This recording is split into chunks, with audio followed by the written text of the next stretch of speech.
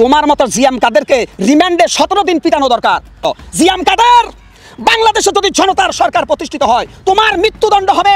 GM কাদের তোমার ফাঁসির দাবিতে 1 কোটি মানুষ রাস্তায় স্লোগান দিবে, কারণ জিএম কাদেরের মতো নেতা জুতার বাড়ি খাবার যোগ্য, রাজনীতি করার যোগ্য নয় তারা। জাতীয় পার্টির চেয়ারম্যান ও সাবেক এমপি জিএম কাদের গ্রেফতার। রংপুর শহর থেকে গ্রেফতার করে পুলিশ। তার বিরুদ্ধে রংপুর থানায় মামলা রয়েছে। জিএম কাদের কেন বাংলাদেশের বিরুদ্ধে এখন ষড়যন্ত্র নেমেছে? জিএম কাদের কেন বাংলাদেশের মানুষদেরকে বারবার বলছে আওয়ামী লীগকে নির্বাচনে আনতে হবে, দিতে হবে? আপনি যদি না বোঝেন তাহলে রাজনীতি কেমনে করবেন? এই জিএম কাদেরকে বসানো হয়েছে পার্শ্ববর্তী দেশের পক্ষ থেকে আওয়ামী লীগকে পুনর্বাসন করার জন্য। জিএম কাদেরকে শিখিয়ে দেওয়া হচ্ছে তুমি তোমার মতো বলতে থাকো। পিনাকি ভট্টাচার্য ও হাসনাত আব্দুল্লাহর চাপে তারেক রহমান এবার লাইনে এসেছেন। অবাক হচ্ছেন? হ্যাঁ, এটাই সত্য। দর্শক, আর মাত্র 2 দিন ধৈর্য ধরলেই কল্পনাতীত যা ঘটবে বাংলাদেশে, কুপকাত হবে শত্রু। তিনি এই প্রথম তার জীবদ্দশায় এমন কাজ করতে বাধ্য হয়েছেন যে পিনাকি হাসনাতরা নড়াচড়া না দিলে এই কাজ তিনি করতেন না। সাহসের আরেক নাম হচ্ছে বাংলাদেশ 1 সপ্তাহের মতন সময় বেঁধে দিয়েছে, আর দিয়েছে দেশগুলো ছাইরা তোমরা যাবা, নয়তো তোমাদের বিরুদ্ধে ব্যবস্থা নেওয়া হবে। গণতন্ত্র প্রতিষ্ঠা এবং আইনের শাসন কায়েমের জন্য এখন যে সংগ্রাম আমরা করতেছি তার প্রতিপক্ষ হচ্ছে জেনারেল ওয়াকার সহ তার দুষ্কর্মের সাঙ্গপাঙ্গ অল্প কিছু শীর্ষ সেনা অফিসার, এবং তাতে বাধা দিচ্ছেন। কোন সত্য আড়াল করতে এত মরিয়া অপচেষ্টা তার? আপনার জন্য ওয়াকার সাহেব আগাম শুভকামনা রইল। রাজপথে আপনার সাথে মোকাবেলা হবে। সম্মানিত দর্শক শ্রোতা, আসসালামু আলাইকুম। নতুন একটা ভিডিওতে জানাচ্ছি আপনাদের স্বাগত। নিয়মিত পাওয়া তাজা এবং গরম খবর। আজকের এই ভিডিওটি কেমন হতে চলেছে, কতটা গুরুত্বপূর্ণ ভিডিওর অংশ বিশেষ দেখি আপনারা কিন্তু ইতিমধ্যে বুঝেই গেছেন কেমন হবে আজকের এই ভিডিওটি। আমি আশা রাখবো আপনাদের কাছে সম্পূর্ণ ভিডিওটি দেখে যাবেন, স্কিপ না করে, তাহলে অনেক কিছু জানতে পারবেন এবং বুঝতে পারবেন।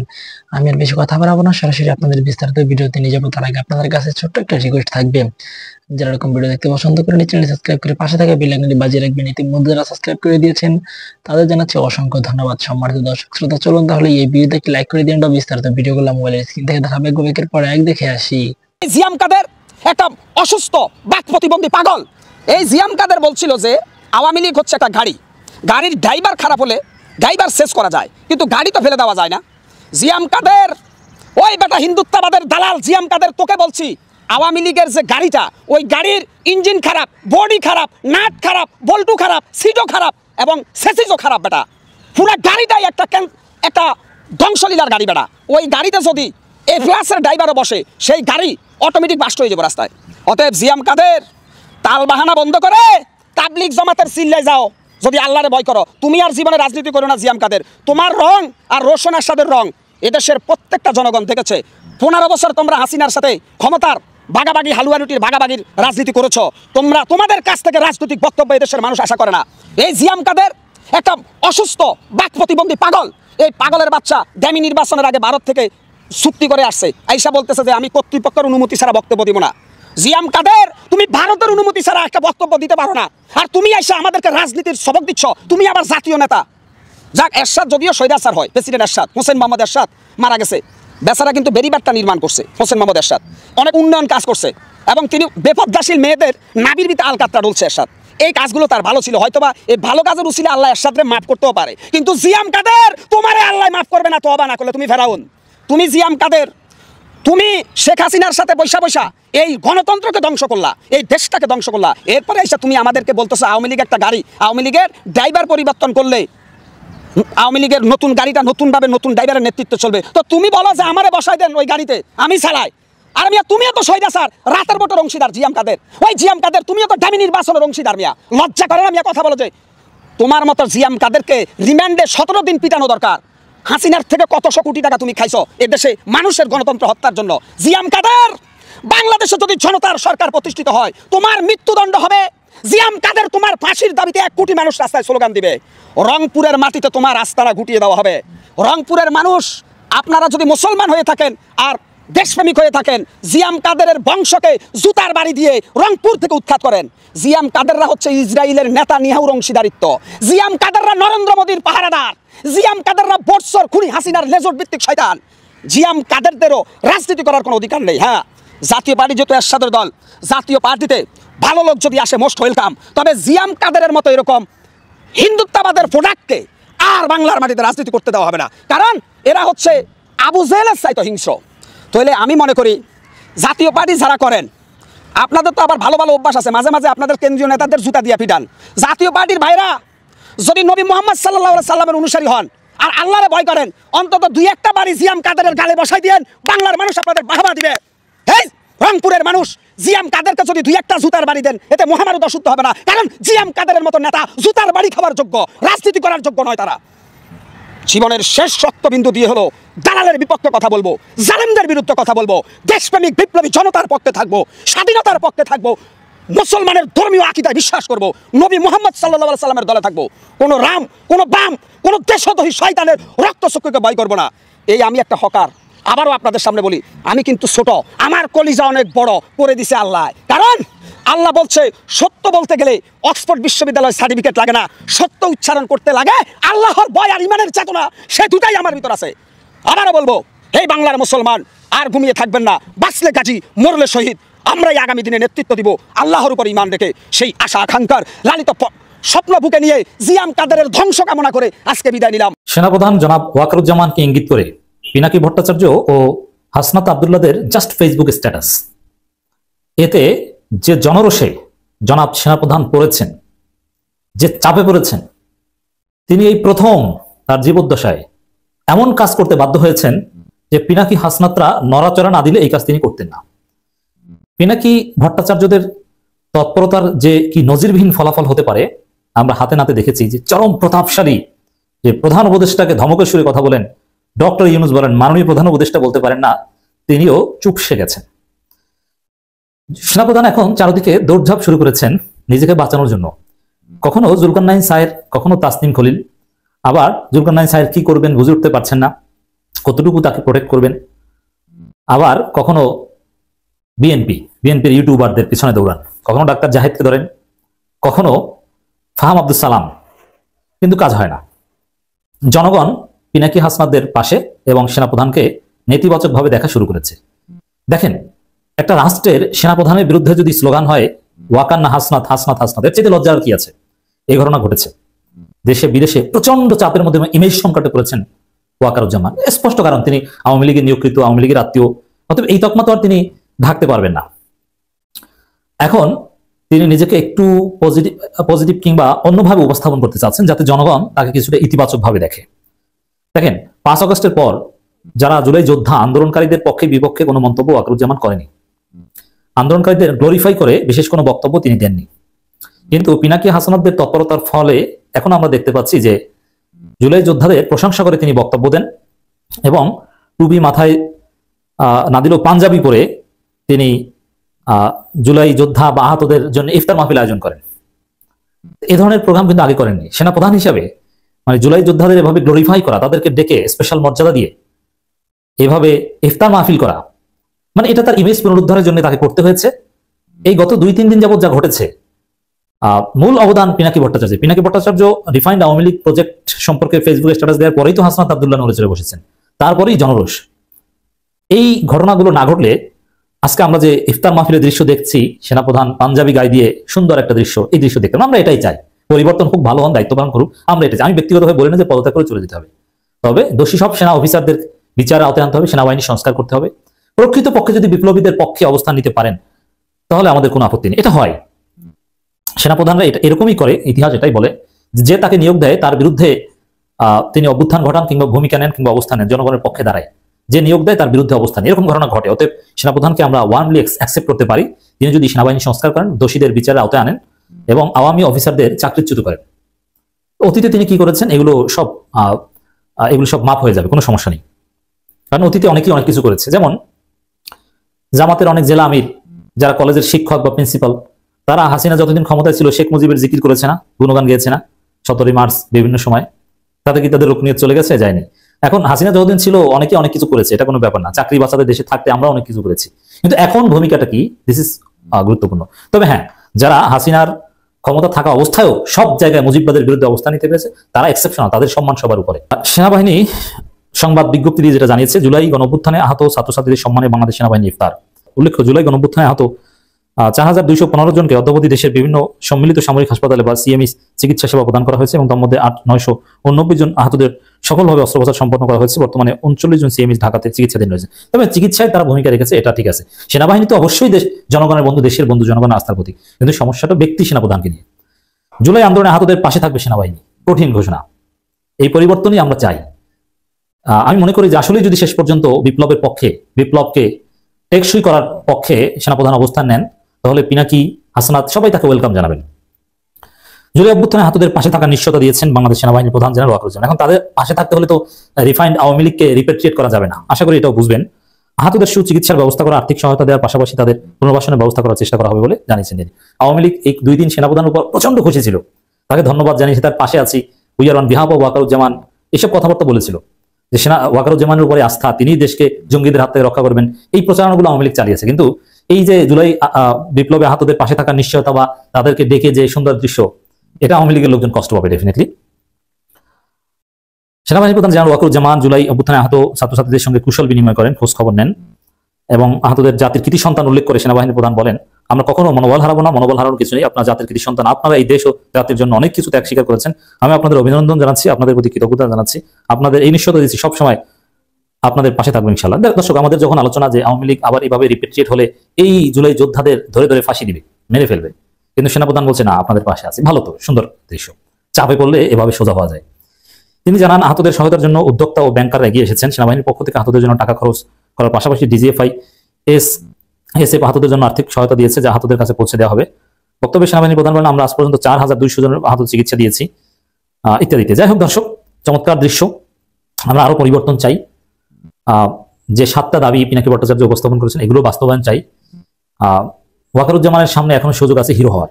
আর মাত্র 2 দিন ধৈর্য ধরলেই কল্পনাতীত যা ঘটবে বাংলাদেশে, কোপকাত হবে শত্রু। এই সফরটি নিয়ে চীন ব্যাপক উচ্ছ্বসিত এবং ব্যাপক প্রস্তুতিও গ্রহণ করেছে ইতিমধ্যে। বাংলাদেশে নিযুক্ত চীনা রাষ্ট্রদূত ইয়াও ওয়েন তিনি বলেছেন, প্রধান উপদেষ্টা অধ্যাপক মোহাম্মদ ইউনূসের চীন সফরে গুরুত্বপূর্ণ বড় সিদ্ধান্ত হতে পারে।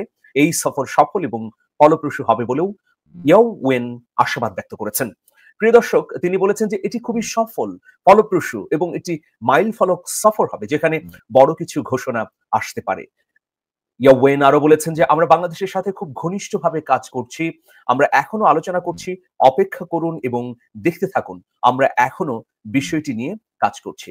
রাষ্ট্রদূত বলেন যে বাংলাদেশ এবং চীনের মধ্যে এই সফর অত্যন্ত গুরুত্বপূর্ণ, কারণ দুটি দেশই কূটনৈতিক সম্পর্কের 50 বছর উদযাপন করছে এই 2025-এ। প্রিয় দর্শক, এখন আপনাদেরকে জানিয়ে দিতে চাই ডক্টর মোহাম্মদ ইউনূস চীন সফরে গিয়ে কি কি কর্মতৎপরতায় অংশ নেবেন। প্রধান উপদেষ্টা অধ্যাপক ইউনূস হাইনান প্রদেশের বোয়াও ফোরাম ফর এশিয়া সম্মেলনে যোগদানের জন্য 26শে মার্চ তিনি ঢাকা ত্যাগ করবেন। 27শে মার্চ তিনি সম্মেলনের উদ্বোধনী অধিবেশনে ভাষণ দেবেন এবং চীনের ভাইস প্রিমিয়ার জিং জুয়েশিয়াং এর সাথে সাক্ষাৎ করবেন। প্রধান উপদেষ্টা বেজিং এর গ্রেট অফ দ্য পিপলে প্রেসিডেন্ট শি জিনপিং এর সঙ্গে বৈঠক করবেন 28শে মার্চ। এই বৈঠক ঘিরেই নানা ধরনের উৎসাহ এবং উদ্দীপনা তৈরি হয়েছে। তিনি হুয়াওয়ের একটি উচ্চ প্রযুক্তির প্রতিষ্ঠান পরিদর্শন করবেন। চীনের শীর্ষ ব্যবসায়ীদের সঙ্গেও বৈঠক করে বাংলাদেশের সঙ্গে চীনের ব্যবসা বাণিজ্যের সূচক কিভাবে ঊর্ধ্বমুখী করা যায় সেই প্রচেষ্টা চালাবেন। এছাড়া 29শে মার্চ পিকিং বিশ্ববিদ্যালয়ে ডক্টর মোহাম্মদ ইউনূসকে সম্মানসূচক ডক্টরেট ডিগ্রি প্রদান করবে প্রধান উপদেষ্টা। এই দিনেই বাংলাদেশে ফিরবেন বলে আশা প্রকাশ করা হচ্ছে। আর মাত্র 2 দিন, মানে আজকে 23 তারিখ, 24-25, মাঝখানে 2টো দিন, 26 তারিখে চীনে যাবেন ডক্টর মোহাম্মদ ইউনূস। এখন এই সফরকে বাতিল করবার জন্য দেশের অভ্যন্তর থেকে এবং বিদেশের বিভিন্ন জায়গা থেকে নানা ধরনের পরিকল্পনাও ইতোমধ্যে গ্রহণ করা হয়েছে। বাংলাদেশের ভেতরে অস্থিতিশীল একটা অবস্থা তৈরি করে যেন ডক্টর মোহাম্মদ ইউনূসের চীন সফরকে ব্যাহত করা যায়, গোয়েন্দা সূত্রে এই ধরনের তথ্য পাওয়া গেছে বলে কয়েকটি সূত্র নিশ্চিত করছে। এই জন্য আপনারা দেখবেন যে গত 1 সপ্তাহ ধরে বাংলাদেশের রাজনীতি, আইন শৃঙ্খলা পরিস্থিতিতে বিভিন্ন মাত্রিক ঘটনা ঘটতে দেখা যাচ্ছে। এর মূল উদ্দেশ্য হচ্ছে যে মোহাম্মদ ইউনূসের চীন সফর যেন বাতিল হয়ে যায়। কিন্তু চীনের পক্ষ থেকেও আশাবাদ ব্যক্ত করা হচ্ছে এবং বাংলাদেশের অন্তর্বর্তী সরকার বলছে যে 26 তারিখে অবশ্যই মোহাম্মদ ইউনূস চীনে সফর করতে যাবেন। এখন এই সফরটি হলে কার সমস্যা? এখানে আমরা দেখতে পাচ্ছি যে আমাদের প্রতিবেশী দেশ ভারতের বিজেপি সরকার এই সফরটি নিয়ে অস্বস্তির মধ্যে আছে। এই সফর নিয়ে অস্বস্তির মধ্যে থাকার কি কি কারণ রয়েছে? ভারতের অস্বস্তির প্রথম কারণ হচ্ছে গণ অভ্যুত্থানের পর সেখানে বাংলাদেশ থেকে পালিয়ে গিয়ে আশ্রয় নিয়েছেন শেখ হাসিনা। এই শেখ হাসিনার ভারতে অবস্থানের কারণে বাংলাদেশের অন্তর্বর্তী সরকারের সঙ্গে সম্পর্ক একেবারে তলানিতে গিয়ে থেকেছে। ভারত তার অভ্যন্তর থেকে নানাভাবেই প্রচেষ্টা করেছে এবং বাংলাদেশের মধ্যেও নানা ইন্টারেস্ট গ্রুপ দিয়ে যে এই সরকারটি যেন নির্বিঘ্নে কাজ না করতে পারে। কারণ বিগত যে সরকার ছিল সেটি ভারত সরকারের স্বার্থ সংশ্লিষ্ট এবং খুবই ঘনিষ্ঠ ভাজন ছিল। তো এইরকম একটা পরিস্থিতিতে ডক্টর মোহাম্মদ ইউনূস ইতিমধ্যে আন্তর্জাতিকভাবে স্বীকৃতি পেয়েছেন বিভিন্ন রাষ্ট্রের কাছ থেকে, ইউরোপীয় ইউনিয়ন বলি, জাতিসংঘ বলি বা আইএমএফ বলি, প্রত্যেকটা জায়গায় মোহাম্মদ ইউনূসের সংস্কার কাজ এবং এই অন্তর্বর্তী সরকারের বিচার প্রক্রিয়া, আগামী নির্বাচন সবগুলোকে এগিয়ে নেবার জন্য সমর্থন জানানো হয়েছে। পিনাকি ভট্টাচার্য ও হাসনাত আব্দুল্লাহর চাপে তারেক রহমান এবার লাইনে এসেছেন। বিএনপি আবারও ঐক্যের ডাক দিয়েছে। অবাক হচ্ছেন? হ্যাঁ, এটাই সত্য। দর্শক, ভারতের যে refined Awami League theory, refined Awami League project, Sabir Hossain Chowdhury এবং বরিশালের নেতৃত্বে আওয়ামী লীগকে নির্বাচনে আনার in the name of inclusive election যে মেগা প্রজেক্ট, এই প্রজেক্ট দুইজন ব্যক্তির ফেসবুক পোস্টের মাধ্যমে ধ্বংস হয়ে গিয়েছে। হাসনাত আব্দুল্লাহর একটা ফেসবুক পোস্ট যেটা বাংলাদেশের রাজনীতির হিসাব নিকাশই অনেকটা পাল্টে দিয়েছে। একযোগে সবাই জেগে উঠেছে, no Awami League, no more Awami League, Awami লীগকে নিষিদ্ধ করতেই হবে। আওয়ামী লীগের কোনো স্থান, রিফাইন্ড হোক আর যেভাবেই হোক না কেন, কোনো আওয়ামী লীগের স্থান বাংলাদেশের রাজনীতিতে হবে না। পিনাকি ভট্টাচার্য এবং হাসনাত আব্দুল্লাহ এরা সেনাপ্রধানকে যেভাবে দায়ী করেছেন এবং রিফাইন্ড আওয়ামী লীগের পুনর্বাসনের বিরুদ্ধে যেভাবে সোচ্চার হয়েছেন, যাতে জনমত যেভাবে তীব্র হয়েছে, এটা দেখে তারেক রহমান ভয় পেয়েছেন। কারণ তারেক রহমান যে স্টাইলে কথা বলা বাদ দিয়েছেন আরো কয়েক মাস আগে, এখন সেই স্টাইলে কথা বলছেন। দেখেন, প্রথম দিকে নির্বাচনের যে প্যারাসিটামলের জিকির, এটা তারেক রহমান করতেন, এটা বিএনপির অন্য নেতাদের মাধ্যমে করাতেন। এক পর্যায়ে তারেক রহমান নিজেই সেই জিকির শুরু করেছেন। এরপরে প্রথম দিকে প্রফেসর ইউনূসের বিরোধিতা তারেক রহমান করতেন না, বিএনপির অন্য নেতাদের মাধ্যমে করাতেন, দুদু, রিজভী এদের মাধ্যমে করাতেন, মির্জা আব্বাস। কিন্তু পরবর্তীতে তারেক রহমান নিজেই ডক্টর ইউনূসের বিরোধিতা শুরু করলেন, নিরপেক্ষতা নিয়ে প্রশ্ন তুললেন।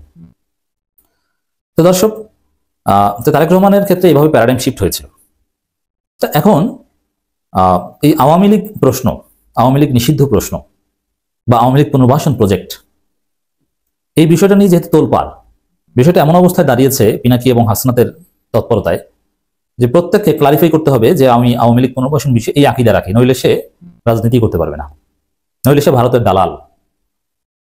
এমনকি সেনাপ্রধানের পক্ষ থেকে কোনো বিবৃতি কিন্তু আসেনি যে আমাকে যেভাবে দায়ী করা হচ্ছে এটা ঠিক না, সোফার আসেনি। ইট মিনস যে ঘটনা সত্য। বিবৃতি আসলে তখন ঘটনা সত্য না হলেও আমরা বলে নেব যে না, সেনাপ্রধান পিছু ঘটেছে, অতএব অযাচিত কথাবার্তা বলার দরকার নেই। কিন্তু এখন পর্যন্ত কোনো বিবৃতি দেননি। তারেক রহমান যে বক্তব্য দিয়েছেন এই উত্তেজনার মধ্যে, এটা দ্বারা বোঝা যায় যে পিনাকি ভট্টাচার্য, হাসনাত আব্দুল্লাহ এদের চাপ তারেক রহমান লাইনে এসেছেন। দর্শক, তারেক রহমান স্পষ্টভাবে বলছেন ফেসিবাদের পুনর্বাসন আর করা যাবে না। অথচ আওয়ামী লীগকে নির্বাচনে দরকার, আওয়ামী লীগকে কেন নির্বাচনে বাধা দেওয়া হবে? ভালো লোকজন, আওয়ামী লীগের ভালো লোকজন যদি নির্বাচন করতে চায় তাদের কেন বাধা দিব? তাতে আমাদের কোনো আপত্তি নেই, একথা বিএনপি বলেছে। কিন্তু তারেক রহমান পরে বলছেন যে না, ফেসিবাদের পুনর্বাসনের কোনো সুযোগ নেই। এবং যেই বিএনপি এখন বিভাজনের রাজনীতি করছে, যেই বিএনপি জামাতকে বলছে স্বাধীনতা বিরোধী পাকিস্তানের দালাল, যে বিএনপি এনসিপিকে বলছে কিংস পার্টি, সেই বিএনপি এখন ঐক্যের ডাক দিচ্ছে। কারণ এতদিন স্বাধীনতা বিরোধী কিংস পার্টি বলে এখন তাদের সাথে ঐক্যের কথা কেন বলছেন? সেনাপ্রধানকে কেন্দ্র করে জনাব হাসনাত আব্দুল্লাহর দেয়া একটা ফেসবুক স্ট্যাটাসের জের এখনো চলছে। ইনফ্যাক্ট গত 2-3 দিন বাংলাদেশের রাজনীতির মাঠ পুরোপুরি উত্তপ্ত হয়ে আছে, বাকবিতণ্ডায় পরিণত হয়ে আছে, পরিপূর্ণ হয়ে আছে ওই স্ট্যাটাসের রেস ধরে। এবং সেই স্ট্যাটাসের রেস ধরে তাদের যে দল এনসিপি, তার ভেতরেও বেশ তীব্র দ্বন্দ্ব, আমরা এভাবেই বলতে পারি, দ্বন্দ্ব শুরু হয়েছে, দ্বন্দ্ব চলছে। এটা নিয়ে আমাদের মেইন স্ট্রিম নিউজ পেপারে নিউজ হয়েছে। সো অনেক কথা বলার আছে এর মধ্যে, বিশেষ করে এনসিপির অভ্যন্তরীণ দ্বন্দ্ব এবং এই সিচুয়েশনে তারা যা যা করেছে সেটা নিয়ে আমি একটু আলাদাভাবে কথা বলবো। কিন্তু এই ভিডিওতে আমি কথা বলতে চাইছি সেনাপ্রধানের তার যে বক্তব্য ছিল, আমি গতদিন যে ভিডিও করেছি তারপর আরও নতুন যে ফাইন্ডিং এসছে, যে তাদের একটা ব্যাখ্যা এসছে, সেটা আমাদেরকে কী বার্তা দেয়। এবং একটা গুরুত্বপূর্ণ প্রশ্ন যেটা আমাদের এই মুহূর্তে খুবই আলোচিত হচ্ছে, সেটা হলো সেনাবাহিনী কি রাজনীতিতে, আরও স্পেসিফিকলি যদি বলি সেনাপ্রধান কি রাজনীতিতে নাক গলাচ্ছেন? তিনি যদি নাক গলিয়ে থাকেন সেটা কি উচিত? আমরা কথ্য ভাষায় কথাটা বলছি, কিন্তু আসলে এভাবে যদি আমরা ফর্মাল ল্যাঙ্গুয়েজে বলতে চাই যে তিনি কি প্রভাব রাখার চেষ্টা করছেন কিনা এবং সেটাকে আমরা কিভাবে দেখব।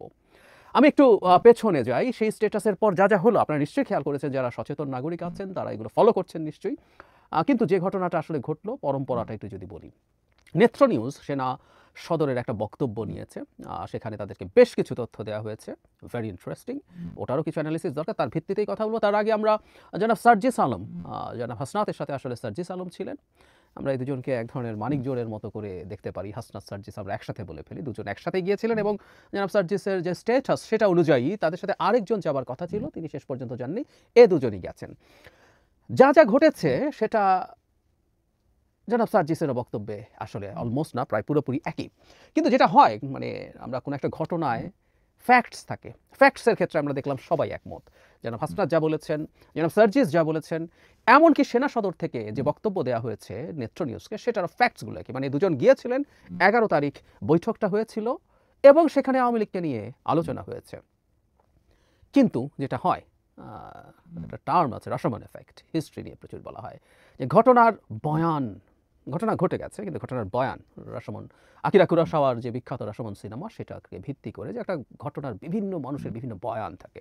সো জনাব সার্জিস আলমের বয়ানটা জনাব হাসনাতের চাইতে এই জায়গায় ডিফারেন্ট। সেটা হচ্ছে জনাব হাসনাত যেভাবে পোর্ট্রে করতে চেয়েছেন যে এটা তাদেরকে চাপ দেওয়া হয়েছে রিফাইন্ড আওয়ামী লীগকে আনার জন্য, জনাব সার্জিস ব্যাপারটাকে সেভাবে দেখেননি। তিনি বলেছেন এগুলো বলা হয়েছে, এগুলো যে বক্তব্য যা যা এসছে, এগুলো কোনোটাই আসলে চাপ দেওয়ার ঢঙে না, এগুলো তার এক ধরনের ইচ্ছের প্রকাশ তিনি ঘটিয়েছেন। এবং ইংরেজিতে বলা কিছু কথা তাদের বয়সকে ইন্ডিকেট করে সেই ক্ষেত্রে জনাব সার্জিস বলার চেষ্টা করেছেন যে এগুলো বড় ভাই সুলভভাবে বলা হয়েছে। তবে জনাব সার্জিস যেটা দাবি করেছেন সেটা হচ্ছে অনেক বেশি স্ট্রেইট ফরওয়ার্ড মনে হচ্ছিল সেনাপ্রধানকে, অনেক মানে খুব চাপ দেওয়ার ঢং না। উনি কেউ কেউ বলতে পারেন যে একই বক্তব্য হয়তো সুগার কোট করে দিয়েছেন, কিন্তু আমি ধারণা করি যে জনাব সার্জিস যেটা বলেছেন সেটাকে আমি একটা বিশেষ কারণে ওটাকেই গ্রহণ করতে চাই এবং ওটার সাথে সেনা সদরের বক্তব্যের মিল আছে। এটা এই কারণে না যে ওটার সাথে মিলেছে বলে। জনাব হাসনাত সিচুয়েশনটাকে একটু টাফ করে তোলার চেষ্টা করছেন কিনা এই প্রশ্ন আমি রাখতে চাই। কেন রাখতে চাই শেষের দিকে বলবো। সেনা সদর যে কথাটা বলেছে এটা একটা ইন্টারেস্টিং, আমাদের ভবিষ্যতের ইতিহাসে এটা খুবই ইন্টারেস্টিং একটা বিবৃতি হয়ে থাকবে বলে আমি মনে করি। অবিশ্বাস্য এটা। প্রথমেই যেটা হয়েছে এই বক্তব্যকে মানে তাদের মাধ্যমে যেটা তাদের দিক থেকে যেটা বলা হয়েছে, সম্পূর্ণ রাজনৈতিক স্টান্টবাজি বই, অন্য কিছু নয়। এছাড়া 27 বছর বয়সী ছাত্রনেতার বক্তব্য অত্যন্ত হাস্যকর ও অপরিপক্ক গল্পের সম্ভার হিসেবেও আখ্যা দিয়েছেন। মানে এখানে ডিফারেন্সটা হচ্ছে যেটা হাসনাত যেটা বলার চেষ্টা করেছেন যে তাদেরকে ডেকে নিয়ে গিয়ে এই কথাগুলো বলা হয়েছে, সেনা সদর থেকে বক্তব্যে বলা হচ্ছে যে না, তারা দুজনই র্যাদার দেখা করতে চেয়েছিলেন, যোগাযোগ করছিলেন, অবশেষে তাদেরকে যোগাযোগ করতে দেয়া হয়। এখানে যেটা খুবই ইন্টারেস্টিং সেটা হচ্ছে সেনা সদর আসলে আওয়ামী লীগের প্রসঙ্গে যে সেনা প্রধান কথা বলেছেন সেটা স্বীকার করেছে। আমি এক্সাক্ট ভাষাটা পড়ি। আওয়ামী লীগের যেসব নেতারা ফৌজদারি মামলায় জড়িত নয় এবং ক্লেম ইমেজের অধিকারী, তাদের সমন্বয়ে নতুন আওয়ামী লীগ আসন্ন নির্বাচনে, সংসদ নির্বাচনে অংশগ্রহণ করলে নির্বাচন প্রতিদ্বন্দ্বিতামূলক, ফলপ্রসূ ও আন্তর্জাতিক মহলে অধিকতর গ্রহণযোগ্যতা পাবে। কিন্তু এ ব্যাপারে সরকার ও সব রাজনৈতিক দল মিলে আলোচনার মাধ্যমে সিদ্ধান্ত নিতে পারে বলে তিনি মত জানান। এখানে ব্যাকগ্রাউন্ডে কি বলা হচ্ছে, তাদের সাথে আলোচনায় আওয়ামী নিষিদ্ধ করার প্রসঙ্গে উঠে আসলে এই কথাগুলো জনাব ওয়াকারুজ্জামান বলেন। খুব ইন্টারেস্টিং একটা জিনিস আমরা খেয়াল করি, সেনা সদর এই বক্তব্যটা হ্যাঁ দেখা হয়েছে, নানান ইস্যুতে কথা হয়েছে, কিন্তু এই যে মূল ডিবেটের জায়গা এটাকে অস্বীকার করতে পারতো। যেহেতু এগুলো কোনো রেকর্ড নেই, যেগুলো চাইলেও কেউ প্রমাণ করতে পারবে না, কিন্তু সেনা সদর এটা করেনি। It's very interesting. মানে আমাদের কোনো একটা বাহিনীর জায়গা থেকে আমি মনে করি বক্তব্য দেওয়ার মাধ্যমে সেনাপ্রধান এবং সেনাবাহিনী একটা ক্রেডিবিলিটি অর্জন করেছে, কারণ এটা সমালোচনা হবে জেনেও তারা এটা অ্যাগ্রি করছে। কারণ উনি যতটুকুও বলেছেন ততটুকুও বলতে পারেন কিনা, সেই এখতিয়ার তার আছে কিনা, এই আলাপটা আসলেই হতে পারে, নিশ্চিতভাবেই পারে। চাপ দেওয়া তো প্রশ্নই আসে না, তিনি অভিমত আমরা ধরে নিচ্ছি আমাদের আলোচনার সূত্রে, আলোচনার খাতিরে যে এটাই ঘটেছে। এবং জনাব সার্জিস আলম মোটা দাগে একই ধরনেরই কথা বলছেন যে তিনি তার এক ধরনের অভিমত জানিয়েছেন, তার চিন্তা, তার অপিনিয়ন জানিয়েছেন। তো সেটাও পারেন কিনা সে আলাপ হবে। তো তারা এটা করেছেন, এটা স্বীকার করেছেন, আমি এটাকে ওয়েলকাম করতে চাই, সত্যিই ওয়েলকাম করতে চাই। এখন প্রশ্ন হচ্ছে, এবং তাহলে এটা প্রতিষ্ঠিত যে আওয়ামী লীগকে নিয়ে আলোচনা হয়েছে এবং সেনাপ্রধান একটা অপিনিয়ন অ্যাটলিস্ট দিয়েছেন, চাপ দেয়া দূরে যদি সরিয়েও রাখি, পারেন কিনা তিনি এটা। আমরা এই আলোচনার সাথে একটু যুক্ত করতে চাই, সেটা হচ্ছে তিনি তো নির্বাচন নিয়েও কথা বলছেন। আমরা আওয়ামী লীগ প্রসঙ্গে তার উপরে এত ক্ষুব্ধ হয়ে গেলাম, আমরা কেন তার নির্বাচন প্রসঙ্গে কথা বলা নিয়ে খুব ক্ষুব্ধ হলাম না? পেছনের থেকে যদি আসি, শেখ হাসিনার পতন এবং পালিয়ে যাওয়ার কয়েক সপ্তাহের মধ্যে রয়টার্সকে একটা ইন্টারভিউতে তিনি বলেছিলেন যে অন্তর্বর্তী সরকারকে 18 মাসের মধ্যে নির্বাচন করার জন্য তারা সাহায্য করছেন। মানে এটা নিয়ে কেউ প্রশ্ন করতেই পারেন, আমিও নিজেও করেছি, যে তিনি এমনভাবে বলছেন যে সেনাবাহিনী একটা ডিফারেন্ট এন্টিটি। যাই হোক, ওই ডিবেটে এখন ঢুকছে না। কিন্তু 18 মাসের মধ্যে নির্বাচন, এই যে নির্বাচনের একটা সময়সীমা, ইনফ্যাক্ট এই প্রথম নির্বাচনের একটা সময়সীমা কিন্তু সেনাপ্রধানের মাথা থেকে বা মুখ থেকে আসে। কেউ কেউ সমালোচনা করেছে, কিন্তু একেবারে তার বিরুদ্ধে তিনি রাজনীতিতে নাক গলাচ্ছেন, হস্তক্ষেপ করছেন, এই ধরনের ন্যারেটিভ, এই ধরনের বক্তব্য তখন কিন্তু আসেনি। সেনাপ্রধান কিন্তু কয়েকদিন আগে একটা স্পিচ দিয়েছেন, যে স্পিচেও আমাদের মনে আছে নিশ্চয়ই, সেই স্পিচেও তিনি নির্বাচনের প্রসঙ্গে এনেছেন এবং সেখানেও তার পুরনো যে বক্তব্য সেটা রেফারেন্স দিয়েছেন এবং প্রধান উপদেষ্টার সাথে, উনি তাকে ডক্টর ইউনূস বলা নিয়ে অনেক জল ঘোলা হয়েছে। তো তার সাথে যখনই দেখা হয় নির্বাচনের টাইম ফ্রেম নিয়ে এই ধরনের আলাপ তিনি আবারও করেছেন। আমরা খুব কঠোরভাবে এই প্রশ্ন করিনি, উনি রাজনীতিতে নাক গলাচ্ছেন কেন? নির্বাচনের সময় কবে হবে, কিভাবে হবে, এগুলো তো সেনাপ্রধানের বিষয় না। মৃদু বরং ডক্টর ইউনূস কেন বলেছেন সেটা নিয়ে সমালোচনা করেছি। তার বডি ল্যাঙ্গুয়েজ আর এক ধরনের অ্যাগ্রেশন, তিনি আপনি বলে দেশের সার্বভৌমত্ব, আপনারা যদি এটা করেন সার্বভৌমত্ব লঙ্ঘিত হবে, হুমকির মধ্যে পড়বে, এসব নিয়ে সমালোচনা করেছি। কিন্তু ওটাও তো খুবই রাজনৈতিক বক্তব্য ছিল, নির্বাচন কবে হবে সেই ব্যাপারে সময়সীমার কথা বলা। তাহলে আমরা খেয়াল করি তার বিরুদ্ধে এই মুহূর্তের আলাপটার আসলে মূল কারণ ভিন্ন। আওয়ামী লীগ নিষিদ্ধকরণের না, রাজনীতির হস্তক্ষেপ না। তবে মূল কারণটা আমি আমার গত ভিডিওতে বলেছি, আমি যদি প্রথম আলোতে কলাম লিখেছি, আমি আবারও একটু বলবো কিন্তু শেষের দিকে। কিন্তু আমাদের ওই প্রশ্নটার জবাব যদি আমরা চাই, উনি কি রাজনৈতিক বক্তব্য দিতে পারেন? আইডিয়ালি একটা সেনাবাহিনী প্রধান রাজনৈতিক বক্তব্য দিতে পারেন না, এটা নিয়ে কোনো দ্বিমতের কিছু নাই। একটা দেশ চালাবে সিভিলিয়ান ফোর্স, তারাই সব কিছু করবে এবং সেনাবাহিনী তাদের কথা শুনে চলবে, আন্ডারস্টুড। কিন্তু আমরা এমন একটা বাংলাদেশের মধ্যে আছি যেখানে সেনাবাহিনীকে ডেকে আনা হয়েছিল আমাদের জনগণকে গুলি করে হত্যা করে শেখ হাসিনাকে ক্ষমতায় রাখার জন্য। সেনাবাহিনী সেই জায়গায় জনগণের সাথে বিট্রে করেনি, রাদার বিট্রে করেছে টেকনিক্যালি শেখ হাসিনার সাথে। মানে ওই অভ্যুত্থান যদি সফল না হতো, সবার আগে গান পয়েন্টে কে যেতেন, এমনকি একটা পাল্টা কু হতে পারত, এই সব কিছুর মুখে দাঁড়িয়ে সেনাপ্রধান সিদ্ধান্ত নিয়েছেন। সো ঠিক আইডিয়াল একটা সিচুয়েশনের মধ্যে আমরা নেই। 7 মাস পেরিয়ে গেলেও কি বাংলাদেশ খুবই স্টেবল একটা জায়গায় দাঁড়িয়ে আছে? উত্তর হচ্ছে না, একেবারেই না। সো এই ধরনের একটা ভোলেটাইল জায়গায় আমরা চাই বা না চাই, সেনাবাহিনীর একটা ডিফারেন্ট একটা জায়গা তৈরি হয়েছে এবং তার প্রধান হিসাবে এবং আমাদের এই গণ অভ্যুত্থানের সময় একটা গুরুত্বপূর্ণ ডিসাইসিভ রোল প্লে করার কারণে জনাব ওয়াকারুজ্জামানেরও কিছু এজেন্সি তৈরি হয়েছে বলে যে কারো বা কেউ মনে করতে পারেন। সেই জায়গা থেকে রাজনৈতিক আলাপ আমরা কিভাবে দেখব, এই প্রশ্নটা সেই প্রেক্ষাপটে দেখার আছে। আমি ব্যক্তিগতভাবে অন্তত একটা কথা খুব ক্লিয়ারলি মনে করি, তিনি যে নির্বাচনের পক্ষে কথা বলছেন, আমি ওনার এই বক্তব্যকে সমর্থন করি। হ্যাঁ, কেউ বলতে পারেন যে সেনাপ্রধান যদি কোনো রাজনৈতিক বিষয়ে কথা বলতে না পারে, এটা কেন করি? উত্তর হচ্ছে ওই যে এগেইন, এটা একটা স্পেশাল সিচুয়েশন। একটা অত্যন্ত দুর্বল সরকার ক্ষমতায় আছে, এই সরকারটা খুবই শক্তিশালী সরকার হতে পারতো, কিন্তু সামহাও খুবই দুর্বল একটা সরকার এবং এই সরকারের একটা অংশ নির্বাচন পিছিয়ে দিতে চায় এবং বাইরের বেশ কিছু মানুষ এই এজেন্ডা নিয়ে মাঠে নেমেছে। সেখানে যখন আমাদের সেনাপ্রধানকে আমরা দেখি তিনি সঠিক সময় একটা নির্বাচন এবং দেশের ডেমোক্রেটিক ট্রানজিশনের দিকে তার প্রবল ইচ্ছে আছে, তার এই বক্তব্যটাকে আমি আমাদের বৃহত্তর কল্যাণের জন্য গ্রহণ করি। সো জিনিসগুলো এত সাদা কালো না, এত বাইনারি না। আমরা কেউ চোখ বন্ধ করে বলে দিচ্ছি। আমি মনে করি না আমাদের বর্তমান প্রেক্ষাপটটা এত সহজ। আমাদেরকে প্র্যাগম্যাটিকলি চিন্তা করতে হলে এই জিনিসটা এভাবেই ভাবতে হবে। সেই প্রেক্ষাপটে তিনি একটা বক্তব্য দিতেও পারেন আওয়ামী লীগ প্রসঙ্গে। আমি মনে করি এটাকে নিয়ে আমরা খুব জল ঘোলা করার কিছু নেই, কিন্তু ঘোলা আমরা করছি। আরেকটা কথা বলে রাখা দরকার, সেটা হলো এই জল ঘোলা না করলেও, যেটা আমরা যদি পছন্দ নাও করি, আমরা তাকে এটা স্মরণ করিয়ে দিতে পারি। এনসিপি এই ধরনের বক্তব্য দিয়েছে, হুইচ ইজ রাইট, তারা দলের দিক থেকে তার অপসারণ চায়। কিন্তু যখন এই বক্তব্যটাকে কেন্দ্র করে রাস্তায় মানুষ নামানোর চেষ্টা হয়, জুম্মা এবং তাকে যে ট্যাগ করা হচ্ছে তিনি রয়ের এজেন্ট, এখন কিছু হলেই কারো যদি কোনো মতামতের বাইরে যায়, সে রয়ের এজেন্ট, ভারতের দালাল, এই তো ট্যাগিংয়ের জায়গা আছে, করে তাকে ক্ষমতাচ্যুত করতে হবে, দায়িত্বচ্যুত করতে হবে, এই এজেন্ডার নিয়ে আমাদের সমস্যা আছে। জনাব হাসনাতের বক্তব্যকে আমি এক্সাজারেটেড মনে করি, কারণ আমি আমার যে ভিডিওতে আলোচনা করেছিলাম সেখানে আমি বলেছিলাম জনাব হাসনাতের বক্তব্য, জনাব আসিফ মাহমুদ সজীব ভুঁইয়া উপদেষ্টা অবিশ্বাস্যভাবে যে বক্তব্য তিনি খুব সিনক্রোনাইজড ওয়েতে নিয়ে এসছেন, একজন খুব গুরুত্বপূর্ণ প্রবাসী অ্যাক্টিভিস্ট, অতি গুরুত্বপূর্ণ, অতি ইনফ্লুয়েন্সিয়াল একজন অ্যাক্টিভিস্ট, যখন এগুলো সবগুলোকে একত্র করে তার বিরুদ্ধে ফ্রেম করেন, তখন জনাব হাসনাত আব্দুল্লাহ তার বক্তব্যকে প্রয়োজনের চাইতে, যা ঘটেছে তার চেয়ে অনেক বেশি টাফ করে হাজির করতে পারেন। আমি তার মোটিভ সেটা হওয়া সম্ভব বলে মনে করি। আমি বলছি না তা হয়েছে। আপনি আপনার অপিনিয়ন জানিয়েছেন, এটাকে জনাব হাসনাত চাপ হিসাবে আমাদের সামনে হাজির করতে পারেন যদি তিনি ওই পরিকল্পনার অংশ হয়ে থাকেন। আমি গত ভিডিওতেই বলেছি সেই অ্যাক্টিভিস্ট এটাকে অন রেকর্ড এই পুরো ব্যাপারটাকে ক্লেম করেছেন, যিনি আগে ঘোষণা দিয়ে এটা করেছেন। সুতরাং জনাব হাসনাত এটা করে থাকতেই পারেন। আমাদের জায়গা থেকে শেষ কথাটা হচ্ছে এখন একটা স্টেবল অবস্থা দিকে যাওয়া দরকার। শেষ পর্যন্ত যে জায়গায় এসে আমরা দাঁড়িয়েছি এবং এনসিপি যে অবস্থান নিয়েছেন এটাকে আমি ওয়েলকাম করি, পার্টি হিসেবে তারা যেটা করেছেন। এবং আবারও বলছি, আজই সম্ভবত আমি এই পার্টির অভ্যন্তরে যা হয়েছে এটা নিয়ে বিস্তারিত কিছু কথা বলতে চাই, এবং নিশ্চিতভাবে খুবই হতাশ করেছে পার্টিটা শুরুর এই সময়, এবং এইখানে তারা যা যা করেছে এটা তাদের ভবিষ্যতে তাদের দলের উপরে একটা বড় প্রভাব ফেলবে। কিন্তু এই মুহূর্তে ডিএসকালেট করা দরকার। সেনা সদরের বক্তব্যকে আমরা ওয়েলকাম করি। আমাদের যাদের মনে হয় যে এটা বলা উচিত না, সেটাও আমি মনে করি বলা যেতেই পারে, এটা স্মরণ করিয়ে দেওয়া দরকার।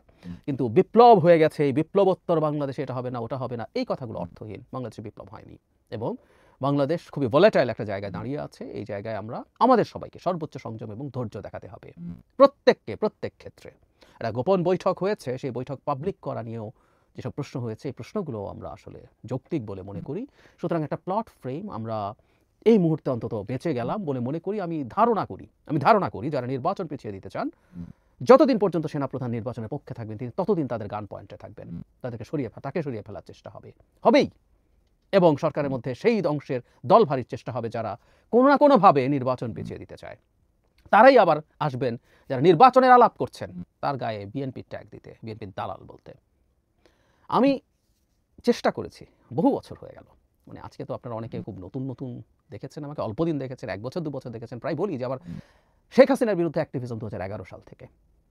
সো বহু ক্ষেত্রে শেখ হাসিনা না, সমাজের অত্যন্ত অজনপ্রিয় যে জিনিস মানুষ পছন্দ করবে না এমন বিষয় নিয়ে কথা বলেছি, লিখেছি, শত কলাম লিখেছি, খুবই অপ্রিয় বিষয় নিয়ে ব্লগ লিখেছি, শত ব্লগ লিখেছি। সো সঠিক কথাটা বলার চেষ্টা করি। আবারও বলি, আমি ভুল হতে পারি, কিন্তু আমি মনে করি সঠিক কথাটা বলা দরকার। সেই কথা যে কারো অপছন্দ হতেই পারে এবং সেটা নিয়ে তিনি প্রতিক্রিয়া জানাতেই পারেন, কিন্তু যেটা আসলে পছন্দ করব, আমি আপনাদের কাছে এই অ্যাপিলটা করি, যুক্তি দিয়ে একটু বলার চেষ্টা যদি করেন আমার জন্য ভালো হয়। আমার কমেন্ট বক্স খোলা থাকে, আমাকে বকাঝকা, আমাকে গালিগালাজও করতে পারেন। আমার এখানে গালিগালাজের স্বাধীনতা আছে, প্রচুর গালিগালাজ করছেন, আমি চাইলে বক্স বন্ধ করতে পারি, but I don't do that. কিন্তু ওর পাশাপাশি কেউ যদি আমাকে আজকে যে বক্তব্যটা দিলাম, আপনাদের কারো যদি মনে হয় এই বিশেষ পরিস্থিতিতেও কি সেনাপ্রধানের কোনো রোল আসলে আমরা পছন্দ করব বা থাকা উচিত হবে বলে মনে করি, যদি সেটা হয় সেটা একটু লিখে জানান। কেন উচিত হবে বলে আপনি মনে করেন, কেন উচিত হবে না বলে আপনি মনে করেন। এইভাবেই তো আসলে আমরা একটা গণতান্ত্রিক সমাজ গড়ে তুলতে চাই। প্রিয় দেশবাসী, শুরু থেকে শেষ পর্যন্ত যারা এই ভিডিওটি দেখেছেন সকলকে জানাই অসংখ্য ধন্যবাদ। যারা এরকম নিউজ ভিডিও পেতে পছন্দ করেন তারা অবশ্যই এই চ্যানেলটি সাবস্ক্রাইব করে পাশে থাকা বেল আইকনটি বাজিয়ে দিবেন। যারা এখনো এই ভিডিওটি শেয়ার করেননি, এই ভিডিওটি দ্রুত শেয়ার করে সকলকে দেখার সুযোগ করে দিন। আজকের মতন এই পর্যন্ত, দেখা হচ্ছে পরবর্তী কোনো ভিডিও নিয়ে ইনশাল্লাহ।